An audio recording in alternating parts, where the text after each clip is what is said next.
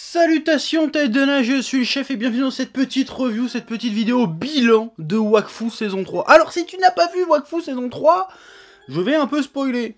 Mais sache, petite info, que la série sera disponible sur Netflix courant du mois d'octobre. Donc tu n'auras plus aucune excuse pour ne pas l'avoir vue, cette série française de très haute qualité. Hein, mais là je vais parler de la saison 3, faire un petit bilan.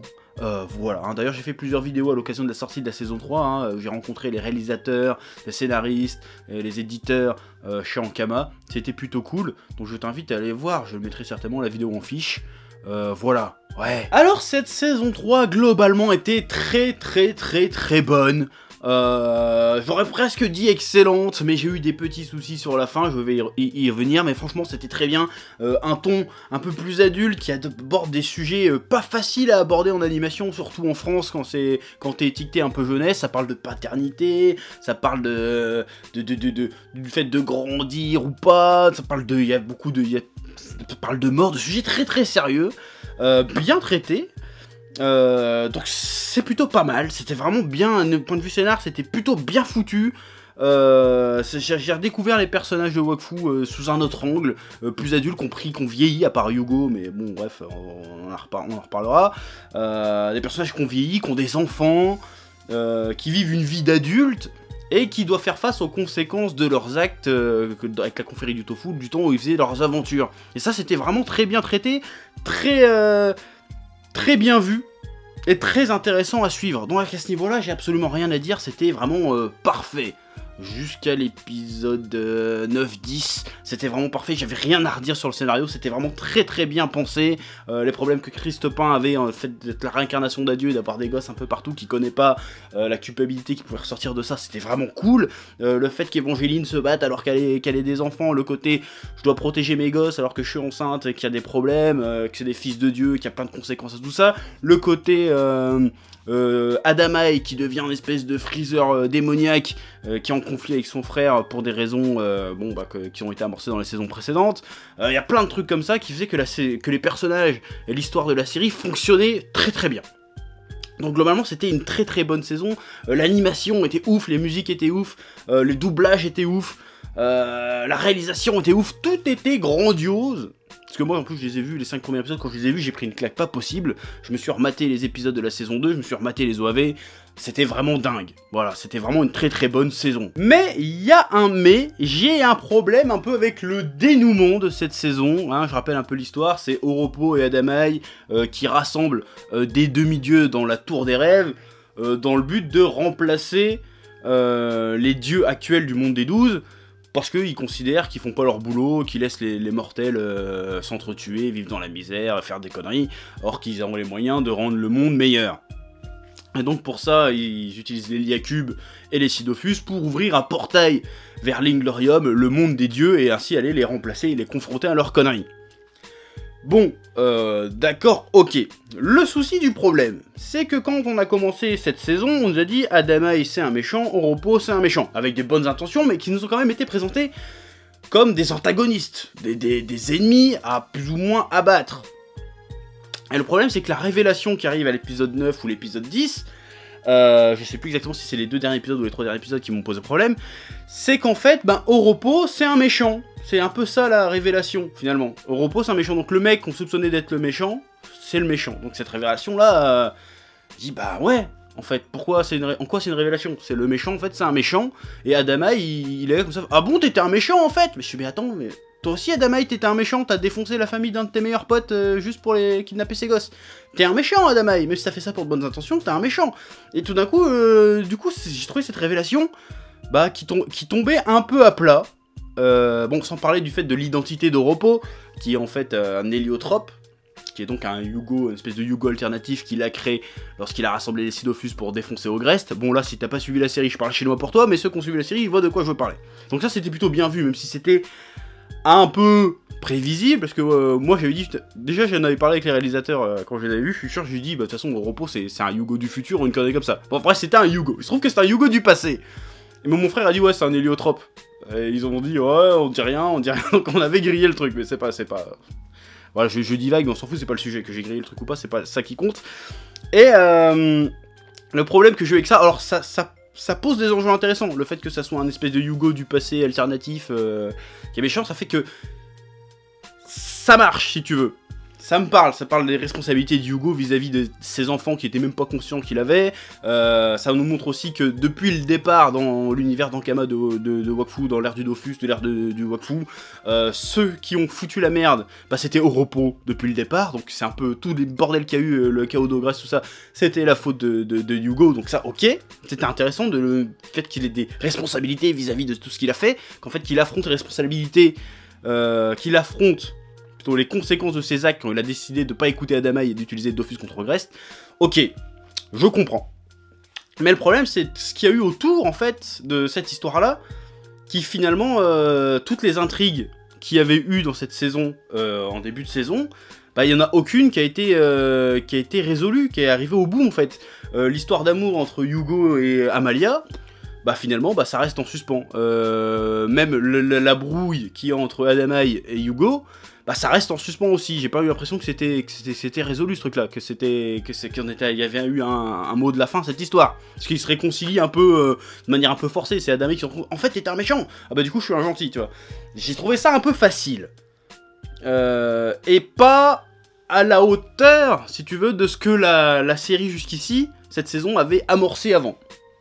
Je crois que c'était, voilà, les 2-3 derniers épisodes étaient un petit peu fastoches. En fait, le problème que j'ai avec ces 2-3 derniers épisodes, au-delà qu'il y a plein de trucs pas résolus, notamment le truc avec la femme de Ruel, finalement, j'ai envie de dire, ouais, et alors même le fait que Christopin, il a un gosse, il s'en fout, il a même pas cherché à le voir ou quoi que ce soit, si je me souviens bien. Le souci du problème, c'est qu'en fait, ces 3 derniers épisodes, ils sont pas vraiment sur la confrérie du tofu, finalement. J'ai l'impression que ces 3 épisodes, ils parlent surtout d'Oropo et d'Echo, finalement. J'ai l'impression que c'était ça, en fait, c'est leur histoire d'amour entre Echo et Oropo. Qui, d'accord, ok, ça peut être intéressant, mais finalement, vu comment ça se termine, et ben, il y a plein de trucs qui restent en suspens. Et finalement, c'est ça qui m'a déçu dans cette fin de saison. C'est que, pour moi, je trouve qu'on n'a pas eu un final à la hauteur de ce que nous promettaient les épisodes d'avant. Alors, en termes d'action, en termes de mise en scène, en termes de musique, en termes d'intensité, c'était cool. Franchement, c'était cool. Genre, on aurait dit un final à la DBZ ou Naruto, c'était vraiment très très bien. Le côté méga dieu divin avec les Sidofus et les Lyaku mélangés, c'était méga cool. Le côté Yugo qui surpasse ses angoisses et ses remords pour sauver le monde, c'était cool. Même si finalement il sauve rien du tout, mais c'était cool. Mais, au risque de me répéter, il y a tellement de trous en fait, que finalement tout ce qu'on nous a raconté, tout ce qu'on a pris du temps pour nous raconter au début de cette saison, bah n'a pas été fini. J'ai un peu l'impression que les 2 ou 3 derniers épisodes n'ont presque rien à voir avec les 7-8 d'avant, tu vois. Et c'est dommage. Et j'ai même un problème avec vraiment la toute fin, parce que c'est une fin, on m'avait prévenu que la fin serait ouverte, mais là, c'est pas ouvert, c'est tellement ouvert qu'on va s'enrhumer. Je veux dire, parce que déjà, je vais me répéter 50 fois, mais il y a tellement de trucs qui sont restés en suspens, parce que finalement, on nous dit que c'est pas une fin ouverte, c'est vraiment... Moi, quand j'ai eu la fin, je croyais que c'était la coupure pub et qu'il allait y avoir encore un rap d'épisodes derrière, tu vois. La fin est vraiment très très brutale. Très très brutal, et en plus dans des éléments de cette fin, il y a plein d'éléments que j'ai pas compris.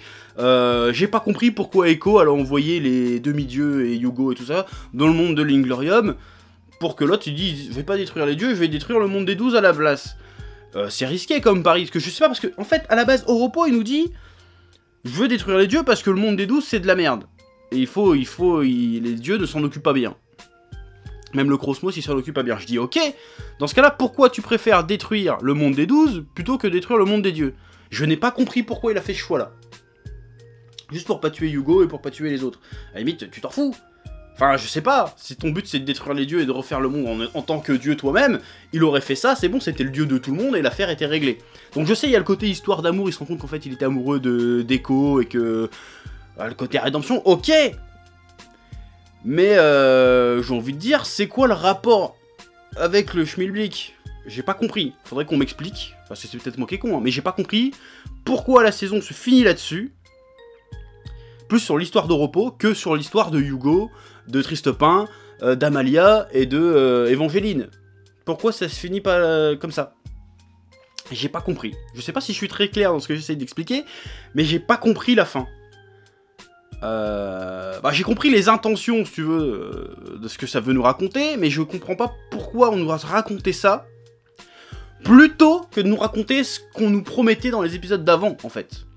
Comment Tristepin va gérer le fait qu'il ait des gosses un peu partout, qu'il va se rattraper auprès de son fils, de ses enfants, comment Evangeline va gérer ça, comment Hugo et Amalia vont réussir à s'aimer alors qu'il y a une différence d'âge, le fait que l'autre vieillit et pas elle, que elle vieillit et pas lui, comment Adama il va rattraper les erreurs qu'il a faites en suivant au repos, on sait pas tout ça. Et c'est ça que j'aurais voulu qu'on me raconte finalement. Et à la place on me raconte l'histoire d'Oropo, qui a vécu des millénaires et qui a foutu de la merde dans le monde des 12 juste pour pouvoir exister en fait, parce que s'il avait pas fait ça, en fait c'est ça qui est bizarre, c'est qu'il a donné lieu aux événements qui ont permis sa naissance. Donc ok, pourquoi pas, mais pourquoi? C'est ça que je comprends pas en fait. Qu'est-ce que ça a voulu nous raconter? Qu'est-ce que cette fin veut nous raconter? J'ai pas compris. Enfin, j'ai pas compris. Individuellement, entre Oropo et Co, j'ai compris ça. Mais dans la grande histoire de Wakfu, de la trophérie du tofu, qu'est-ce que ça nous raconte, ce truc-là? J'aimerais bien avoir la réponse là-dessus.